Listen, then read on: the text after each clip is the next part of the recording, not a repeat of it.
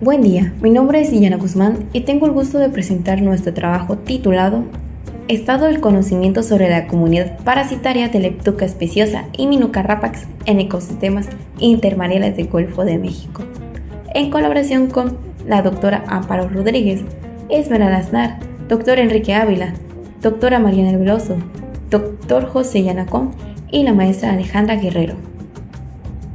Los cangrejos violinistas son organismos semiterrestres que habitan en humedales intermareales y supramareales de costas tropicales y subtropicales. Su papel en estos hábitats son primordiales ya que se consideran ingenieros del ecosistema. Esta designación se debe a que su actividad de bioturbación mejora la aireación del suelo, la descomposición de materia orgánica y permite la redistribución de nutrientes, contribuyendo al equilibrio ecológico de humedales costeros y manglares. A causa de ello, se posiciona como uno de los organismos esenciales en estas zonas y en los enlaces tróficos, que dentro de estos los convierte en un objetivo para los ciclos de vida de los parásitos. En el Golfo de México se han reportado distintas especies de cangrejos violinistas, principalmente de los géneros Leptuca y Minuca, destacando Leptuca speciosa y Minuca rapax por su abundancia, potencial como bioindicadores de estrés ambiental y hospederos intermediarios de parásitos. Con base en la importancia ecológica y parasitológica de estos cangrejos, nuestro objetivo fue comparar la comunidad parasitaria registradas en L. speciosa y M. rapax en humedales costeros del Golfo de México, por lo que se llevó a cabo una sistemática revisión bibliográfica en el que se recabaron artículos con intervalos de tiempo de 2000 a 2024. Estos fueron extraídos de la base de datos de PubMed, ScienceDirect y Journal of Crustacean Biology, utilizando términos como L. speciosa parasites, M. rapax parasites y Fieldcraft. Se incluyeron estudios que describen el comportamiento, hábitat e importancia de estos organismos y sus parásitos. Como resultados, la comparación de la información disponible reveló un marcado contraste en la cantidad de datos. En el caso de L. speciosa no se obtuvieron registros sobre la fauna parasitaria en el Golfo de México y en condiciones naturales.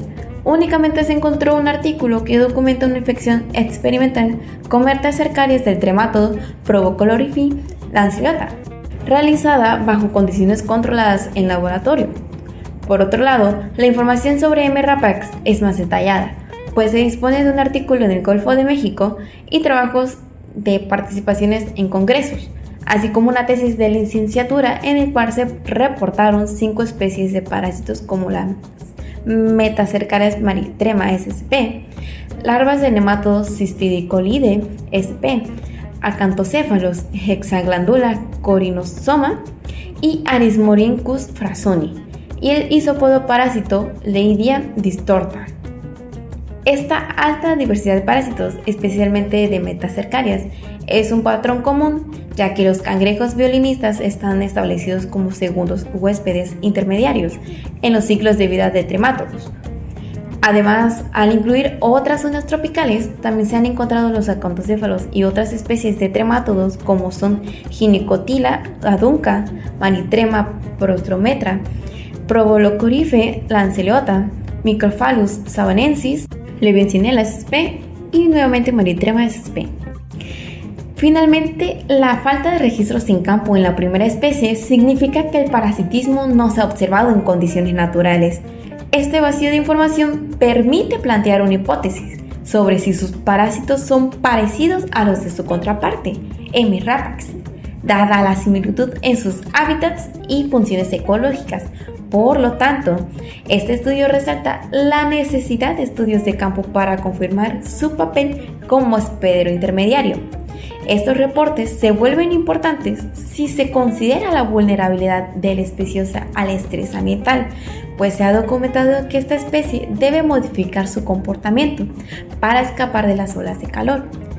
Y así podemos determinar si una carga parasitaria suma un estrés biológico adicional. Por tanto, puede comprometer su capacidad de adaptación. Contrastando con el de M. rapax, del cual hay 4 registros significativos que aportan excelente información. pero se invita a enriquecer su investigación debido a las diferencias espaciales de cada región. Sin más que decir, agradezco su atención. Buen día, mi nombre es Yana Guzmán y tengo el gusto de presentar nuestro trabajo titulado Parásitos y su importancia ecológica y sanitaria en Keptudipterus faber del Atlántico Occidental, en colaboración con la doctora Amparo Rodríguez, Esmeralda Aznar, Marta Salvatierra, doctor Enrique Ávila y la maestra Alejandra Guerrero.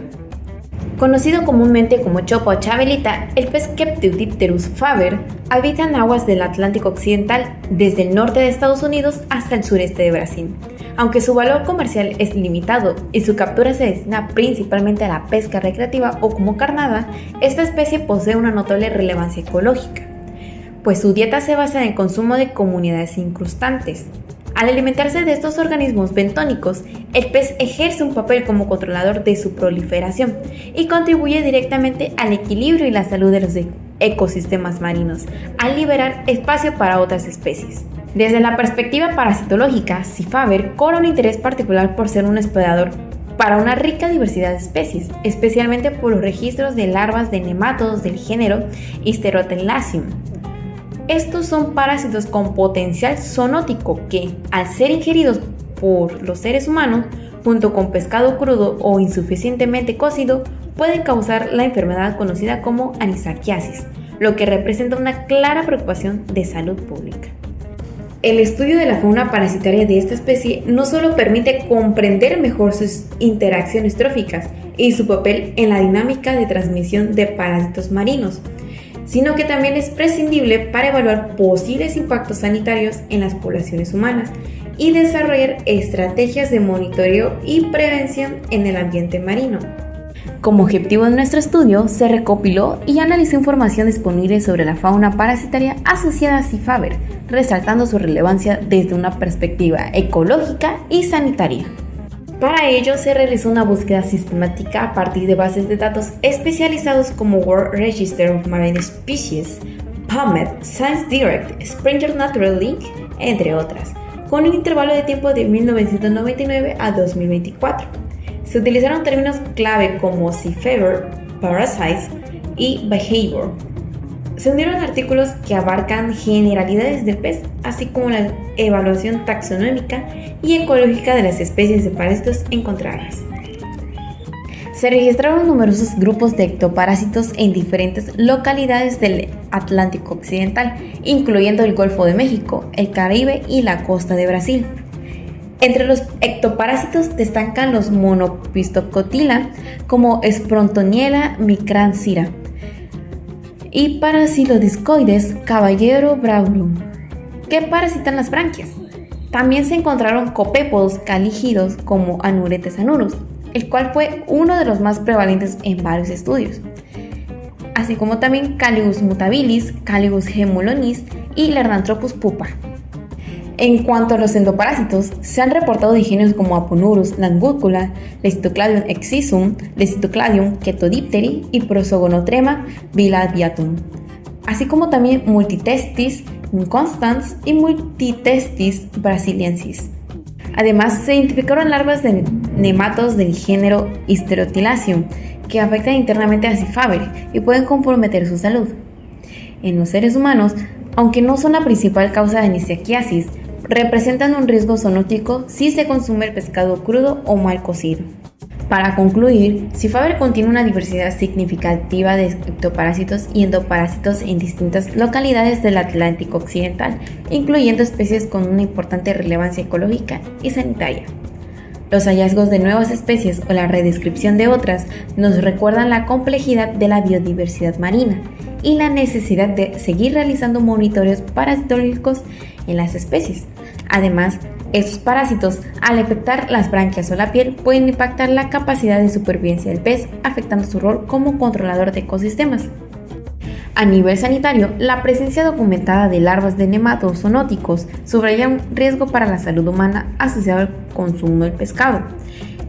Esta situación nos permite visualizar la necesidad de continuar la investigación para no solo comprender mejor la ecología y la dinámica poblacional de C. faber, sino que también para prevenir posibles impactos en la salud humana y garantizar la prevalencia de la especie.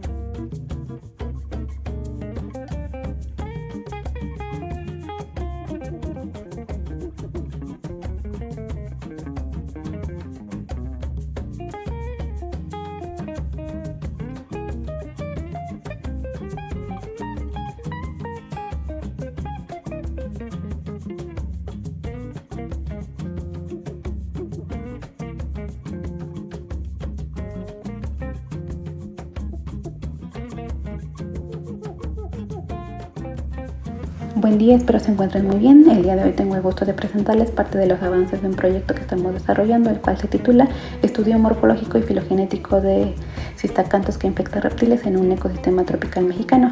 Para dar un poco de contexto al cartel, los acantocéfalos de la clase Archaeocanthocephala son parásitos que se han registrado exclusivamente en ecosistemas terrestres, parasitando principalmente a mamíferos y algunas aves. Su ciclo de vida, en resumen, se los muestro a continuación. Los adultos se encuentran en los vertebrados. Una vez desarrollados, copulan, producen huevos y estos son liberados al ambiente por medio de las heces. Estos huevos contienen al acántor, que es ingerido por un artrópodo que actúa como hospedero intermediario, y dentro de él la larva atraviesa la pared intestinal, se desarrolla como acantela y finalmente se enquista como cistacanto. Estos cistacantos pueden ser ingeridos por el hospedero definitivo, pero también pueden permanecer en hospederos paratécnicos como reptiles o anfibios, que fungen como un puente ecológico en la transmisión, aunque en ellos no ocurre un desarrollo de la larva.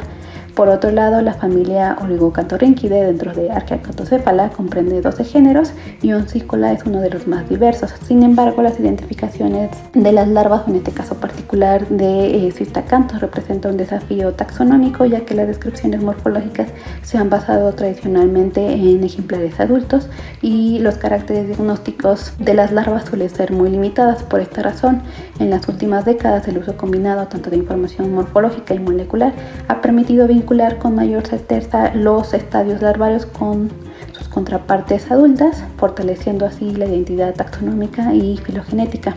Ahora bien, reconocer la identidad de estos estadios en hospederos intermediarios o paratécnicos ofrece información muy valiosa para inferir las relaciones tróficas, reconstruir ciclos de vidas y explorar aspectos tanto evolutivos como ecológicos una vez que se tiene el panorama completo.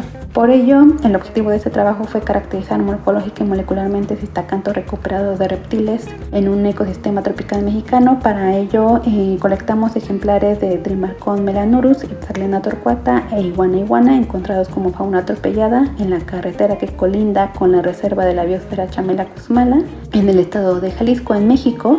Los parásitos recuperados fueron analizados mediante microscopía óptica, microscopía electrónica de barrido y adicionalmente se extrajo ADN de algunos de estos ejemplares para amplificar fragmentos de los genes 18S y COI que se analizaron mediante inferencia bayesiana. En el análisis morfológico podemos ver como primera parte dos ejemplares. El primero corresponde a Drimarcon y el segundo a Iguana.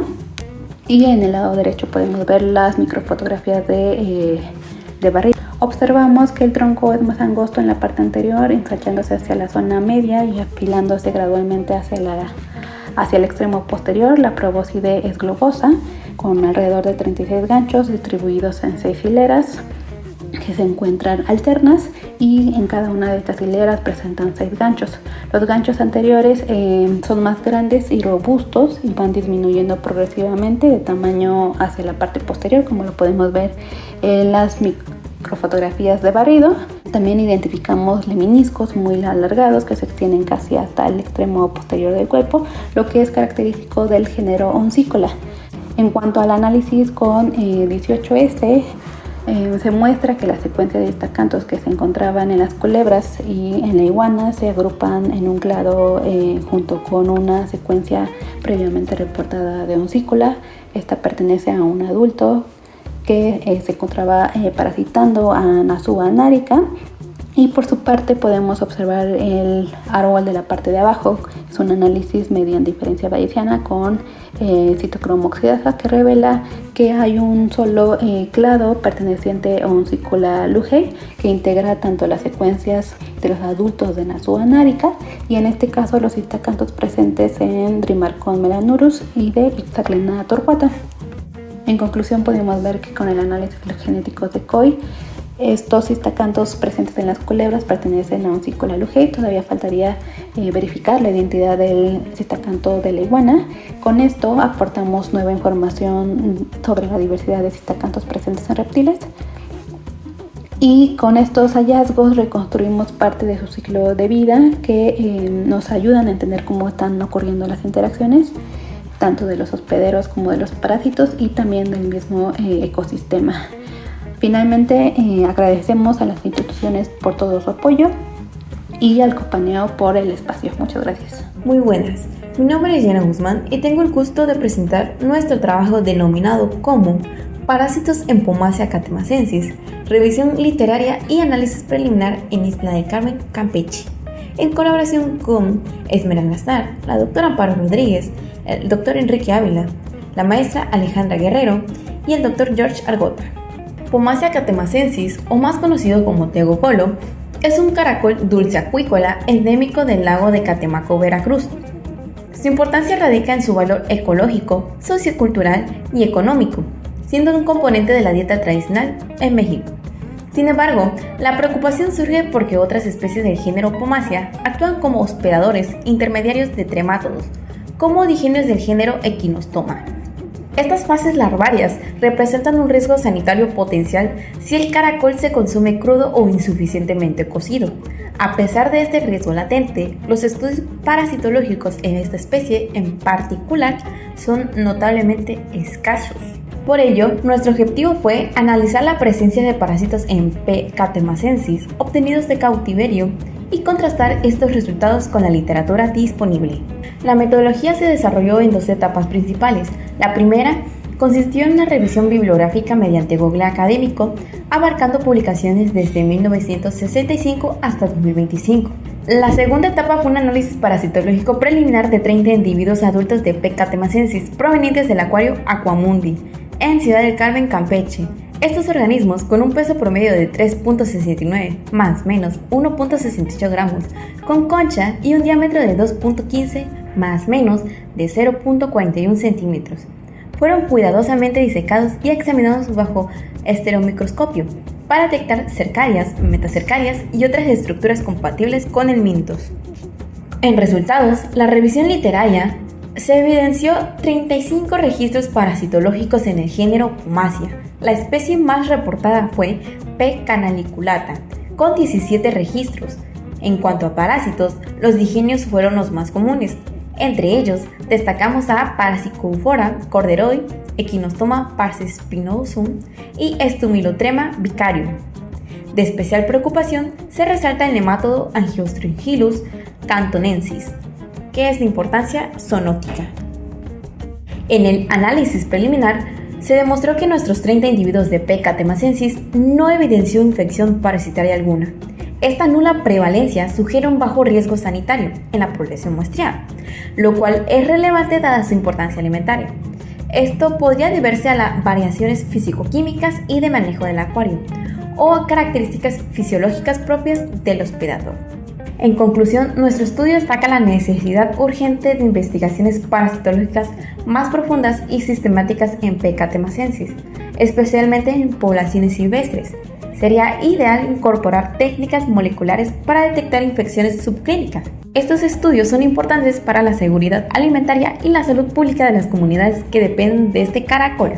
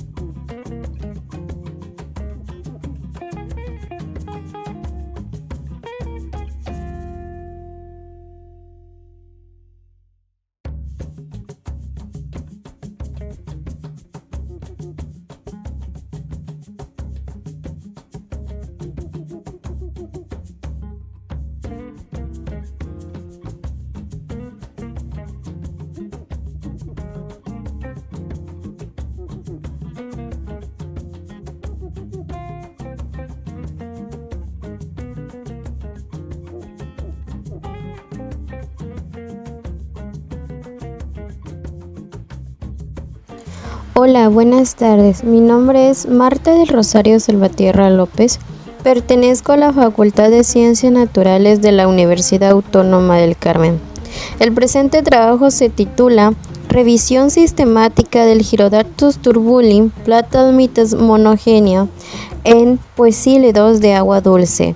El Gyrodactylus turbuli es un ectoparásito monogéneo perteneciente al filo Platalmites. Se caracteriza por ser un parásito de ciclo directo, ya que no requiere de hospederos intermediarios para completar su desarrollo. El propósito de esta revisión es recopilar y analizar la información disponible en diversas fuentes como Google Académico, el Elsevier y la National Library of Medicine, con el fin de comprender los efectos del Gyrodactylus turbuli en su hospedero. El trabajo se centró en una revisión sistemática de la literatura científica sobre parásitos del género Gyrodactylus. Para realizar la búsqueda bibliográfica se consultaron bases de datos y buscadores como Google Scholar, el Elsevier y la National Library of Medicine. La búsqueda se llevó a cabo utilizando palabras claves relacionadas con el género Gyrodactylus y sus hospederos, y solo se consideraron artículos publicados en estas revistas. Posteriormente seleccionaron los estudios que cumplían con los criterios de inclusión previamente establecidos para sus análisis. Los resultados de esta revisión se compilaron en una tabla que detalla las revistas, el hospedero, el parásito encontrado en cada una de ellas, la cantidad, el sitio de infección y los países donde se encontró la infección. Por ejemplo, en Google Scholar se identificó un artículo sobre el Gyrodactylus salanis en Gambusia afectando piel, aletas y branquias. En el otro, el Elsevier, se localizaron dos registros. Uno fue el Gyrodactylus turbuli en un guppy y el Gyrodactylus salaris en molly. Finalmente, en la National Library of Medicine se reportaron 30 cepas del Gyrodactylus turbuli en guppies. Seguido, se muestra la tabla de estas revistas donde se hicieron estas búsquedas exhaustivas. En la primera revista, como pueden ver en la tabla, fue que el hospedero fue una gambusia con el parásito Gyrodactylus salani. Se registró con un número de 10 especies en total. Los sitios de infección fueron la piel, aletas y branquias.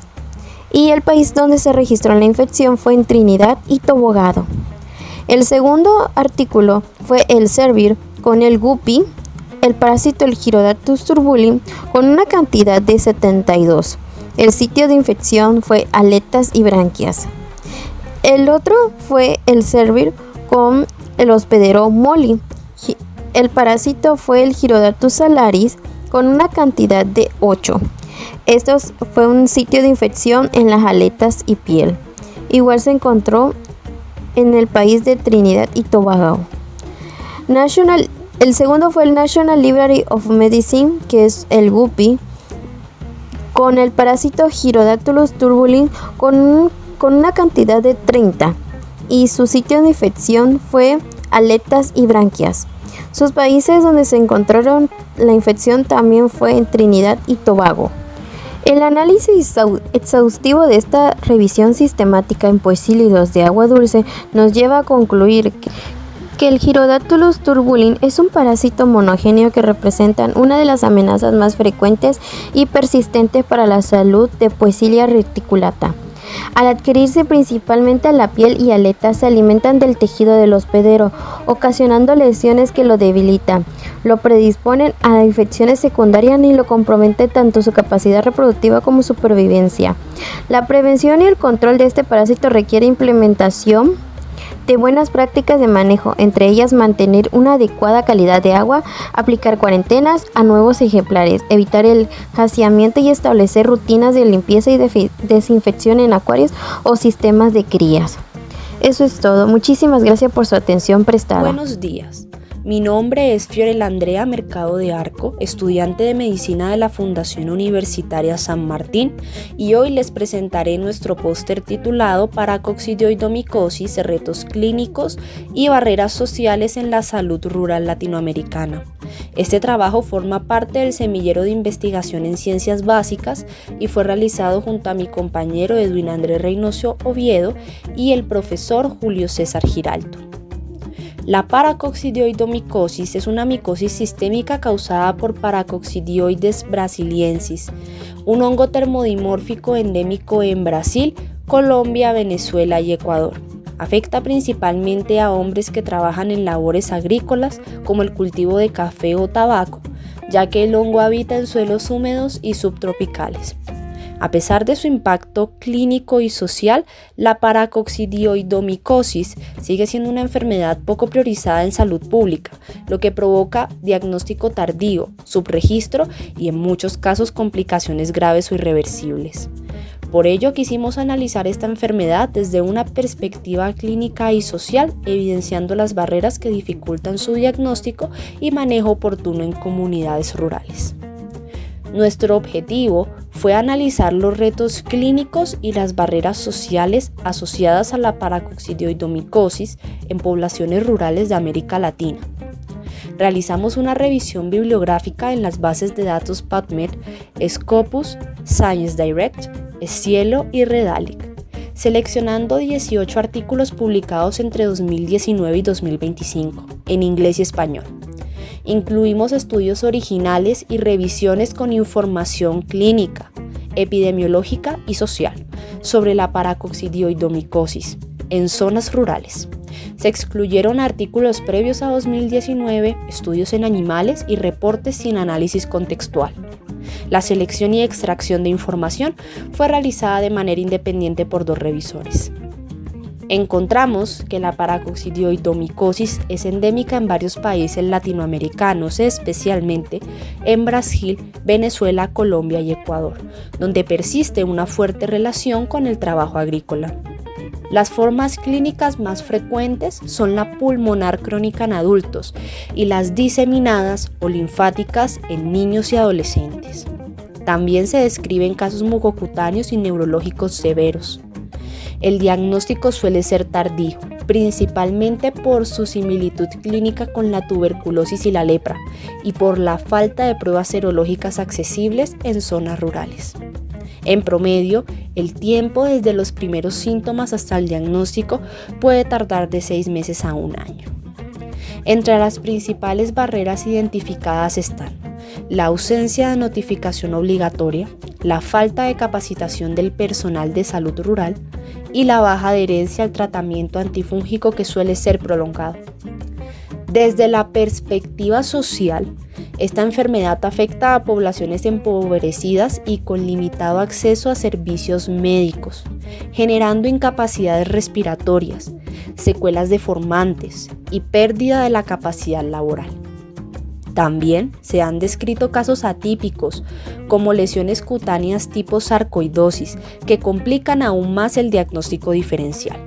Finalmente, los estudios recientes recomiendan fortalecer la vigilancia epidemiológica, reconocer la paracoccidioidomicosis como enfermedad tropical desatendida y mejorar el acceso diagnóstico en comunidades rurales.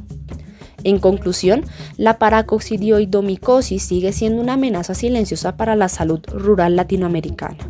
Su diagnóstico tardío, el desconocimiento médico y la falta de políticas de vigilancia contribuyen a mantener altas tasas de morbilidad y secuelas crónicas. Es indispensable capacitar al personal de salud, garantizar acceso a pruebas diagnósticas y fortalecer los programas de vigilancia con el fin de reducir la carga clínica y social de esta micosis olvidada. Agradezco la atención de todos. Este trabajo busca aportar al reconocimiento de la paracoccidioidomicosis como una enfermedad desatendida y promover una mayor conciencia sobre su impacto en las comunidades rurales de América Latina. Muchas gracias. Buenos días, ¿cómo están? Hoy vamos a hablarles sobre el impacto de la reactivación y diseminación sistémica de Strongyloides stercoralis, implicancias clínicas y estrategias de prevención en pacientes inmunocomprometidos. Los autores de este trabajo son Juan Camilo Riveros Chisco, María Natalie Morán Pachón y con el apoyo del profesor Julio César Giraldo.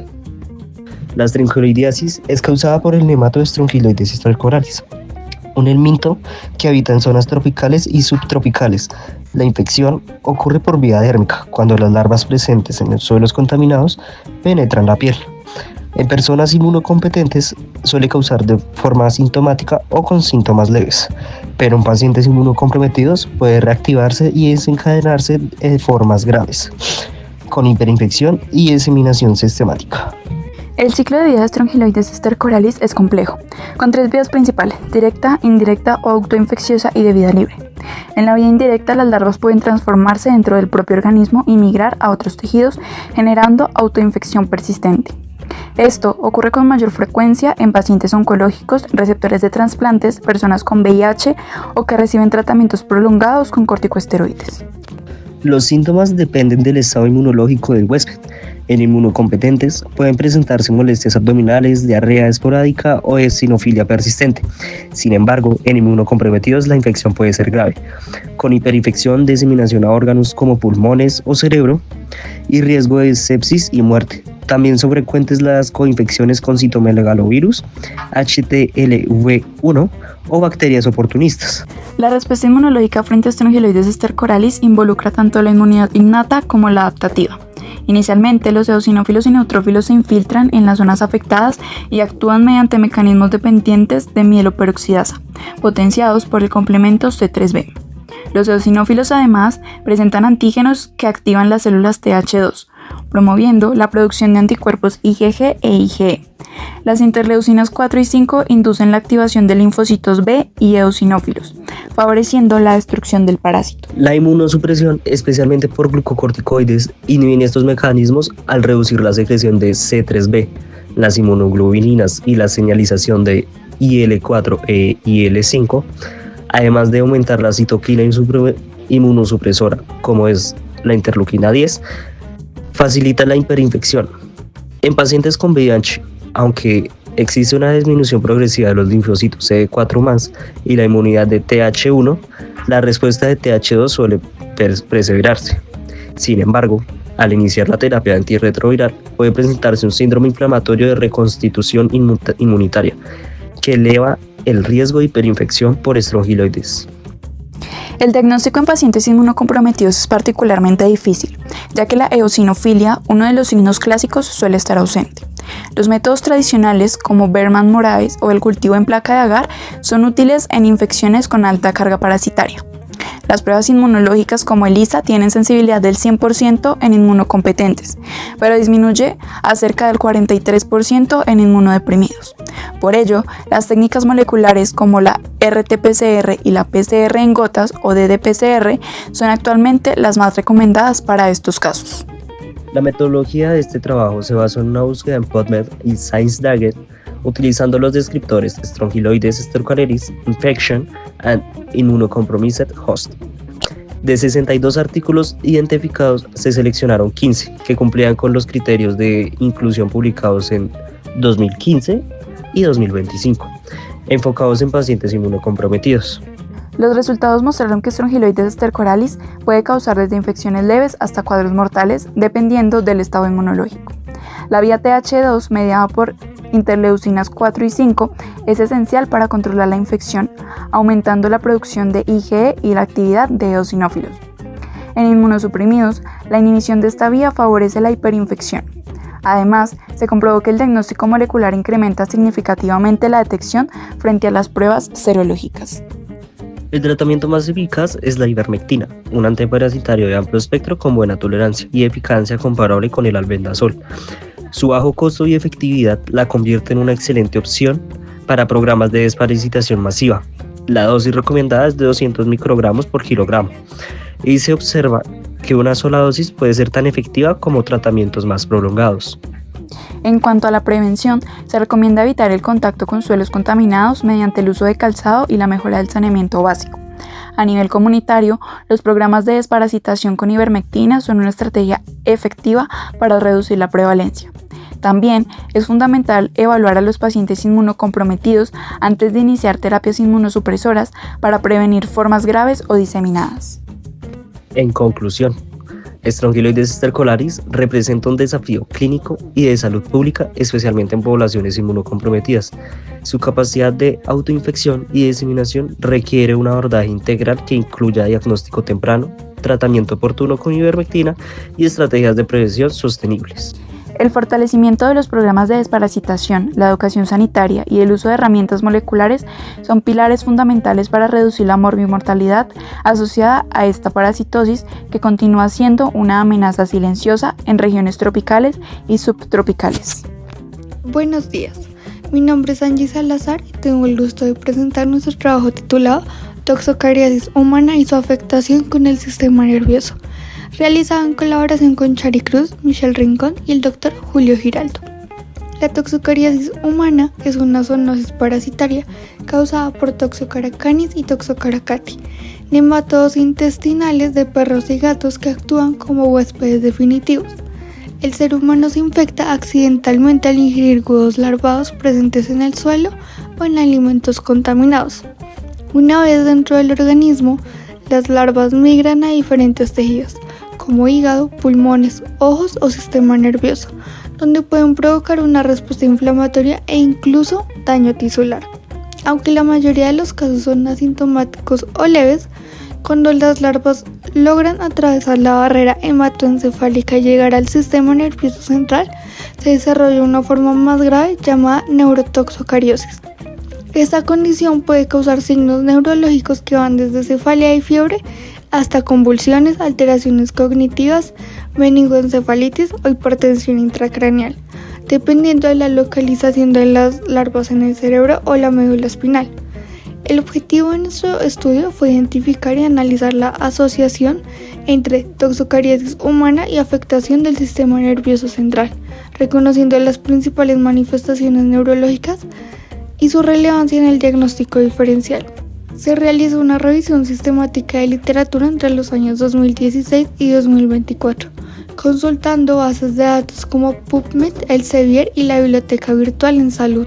Se emplearon términos de búsqueda como toxocariasis, Toxocara canis, neurotoxocariosis y manifestaciones neurológicas. Los criterios de inclusión fueron estudios publicados en humanos que reportaron relación entre la infección por Toxocara y síntomas del sistema nervioso. Se excluyeron artículos realizados exclusivamente en modelos animales.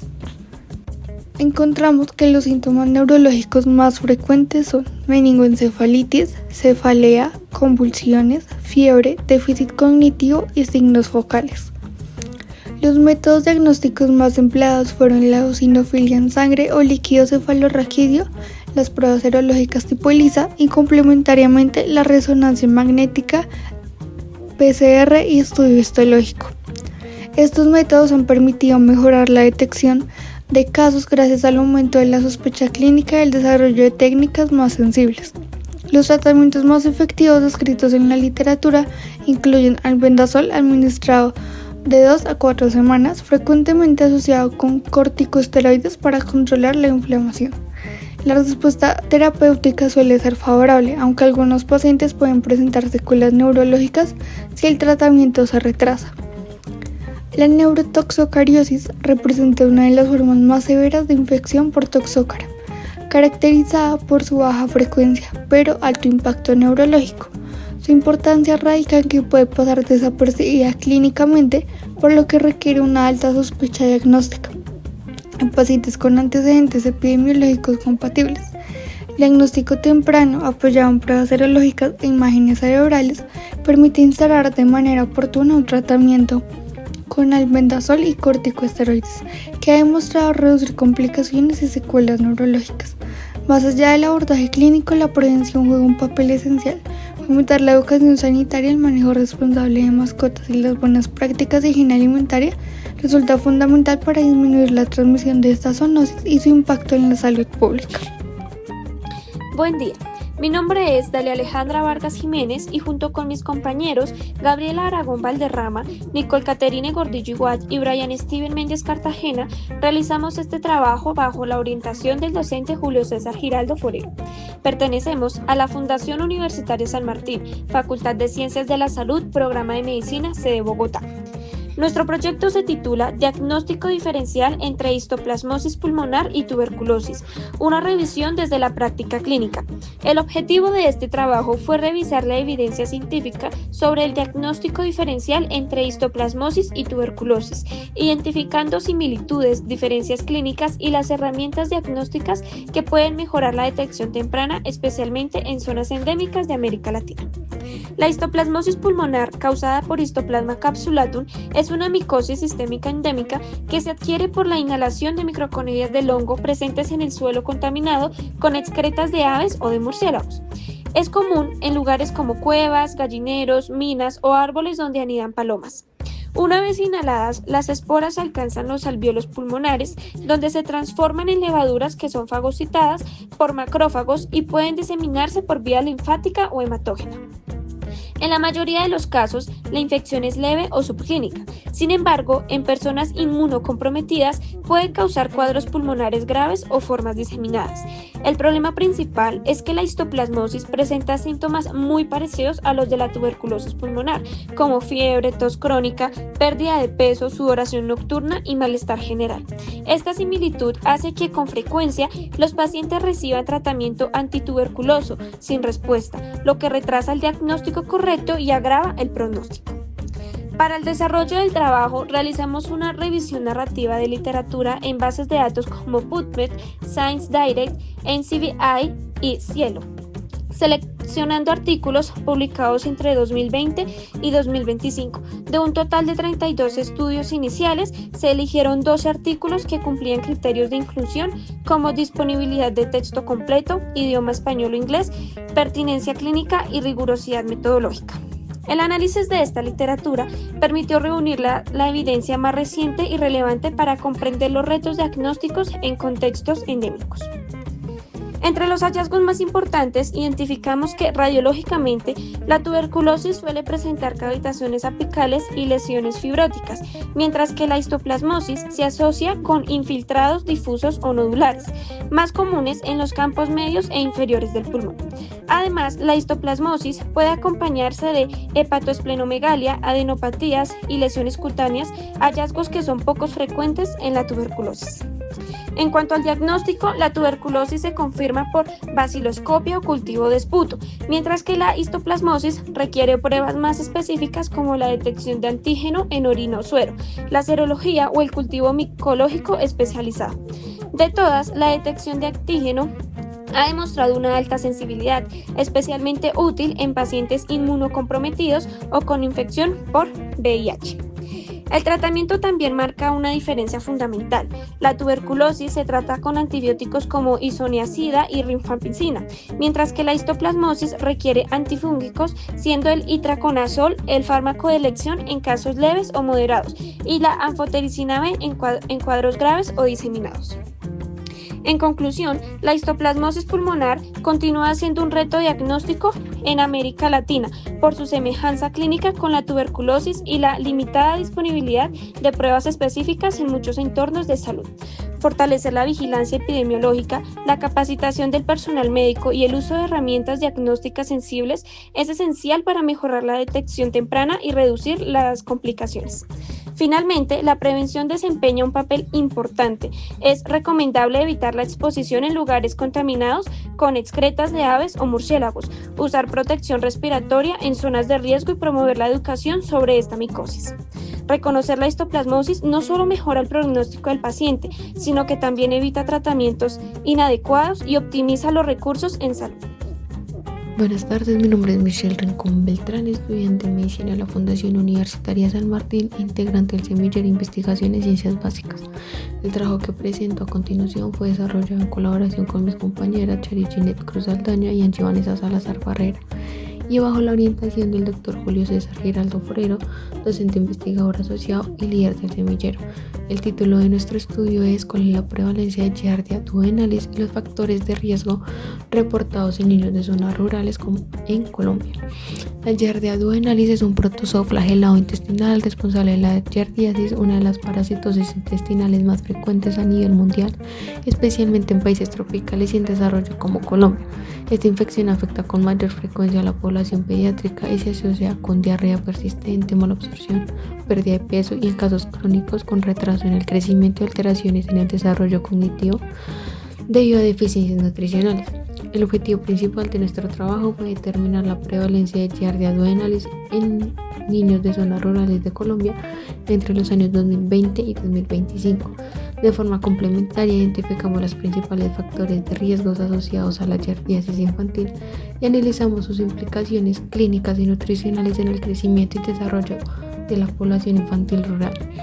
Se llevó a cabo una revisión sistemática de la literatura científica recopilando información publicada entre los años 2020 y 2025 en base a los datos indexados como PubMed y Cielo. Para la búsqueda se utilizó tesauros como giardia duodenalis, giardiasis, prevalencia, factores de riesgo, niños, zonas rurales, Colombia, estado nutricional y crecimiento infantil. Se incluyeron estudios realizados en la población pediátrica con edades entre 5 y 15 años, residentes de zonas rurales y con diagnósticos confirmados mediante técnicas coproparasitológicas o moleculares como la PCR. Por otro lado, se excluyeron investigaciones realizadas en contextos urbanos o aquellas sin evidencia diagnóstica confirmatoria. Los resultados de la revisión evidenciaron una prevalencia variable en la infección por giardia duodenalis en los niños rurales colombianos con cifras que oscilan entre el 5% y 48,1% dependiendo del método diagnóstico y de la región. La prevalencia más alta se observaron con técnicas moleculares, las cuales poseen mayor sensibilidad diagnóstica. En el municipio de Apulo, Cundinamarca, se reportó una prevalencia del 39,1%, en Cartagena, Bolívar del 26,3% y del Valle del Cauca del 12% en menores de 6 años. Los principales factores de riesgos identificados se destacan el consumo de agua no tratada, la falta de saneamiento básico, la convivencia con animales domésticos y el bajo nivel educativo de los cuidadores. Desde un punto de vista clínico, la giardiasis se asoció con diarrea persistente, mala absorción intestinal, pérdida de peso y retraso en el crecimiento, además de alteraciones cognitivas vinculadas con deficiencias de micronutrientes como el hierro, el zinc y la vitamina A. En conclusión, la giardiasis infantil continúa siendo un importante problema de salud pública en zonas rurales de Colombia como una prevalencia alta y sostenida en los últimos años. Más allá de sus manifestaciones gastrointestinales, esta parasitosis implica directamente el estado nutricional y crecimiento físico y desarrollo cognitivo de los niños, perpetuando un ciclo de desnutrición y pobreza. Por eso, resulta fundamental implementar intervenciones integrales de salud pública que incluyan educación sanitaria comunitaria, mejoras en el acceso a agua potable y saneamiento y fortalecimiento de las técnicas diagnósticas mediante métodos moleculares como la PCR que permiten la detección temprana de casos subclínicos. De esta manera sería posible reducir las complicaciones asociadas y prevenir las secuelas permanentes en la infancia colombiana. Muchas gracias.